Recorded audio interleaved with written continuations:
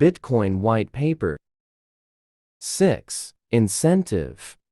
By convention, the first transaction in a block is a special transaction that starts a new coin owned by the creator of the block. This adds an incentive for nodes to support the network and provides a way to initially distribute coins into circulation, since there is no central authority to issue. The steady addition of a constant amount of new coins is analogous to gold miners expending resources to add gold to circulation. In our case, it is CPU time and electricity that is expended. The incentive can also be funded with transaction fees. If the output value of a transaction is less than its input value, the difference is a transaction fee that is added to the incentive value of the block containing the transaction. Once a predetermined number of coins have entered circulation, the incentive can transition entirely to transaction fees and be completely inflation-free.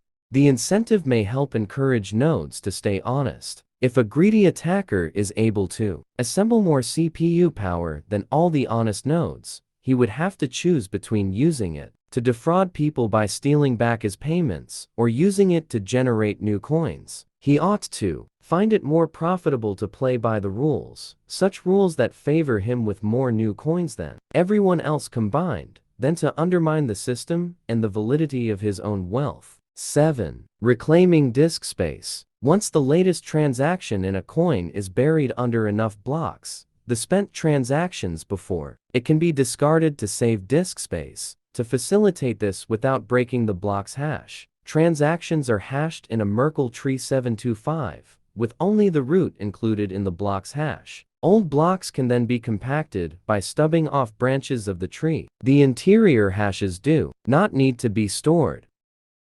A block header with no transactions would be about 80 bytes. If we suppose blocks are generated every 10 minutes, 80 bytes 6 times 24 times 365 equals 4.2 megabytes per year. With computer systems typically selling with 2 gigabytes of RAM as of 2008, and Moore's law predicting current growth of 1.2 gigabyte per year, storage should not be a problem even if the block headers must be kept in memory.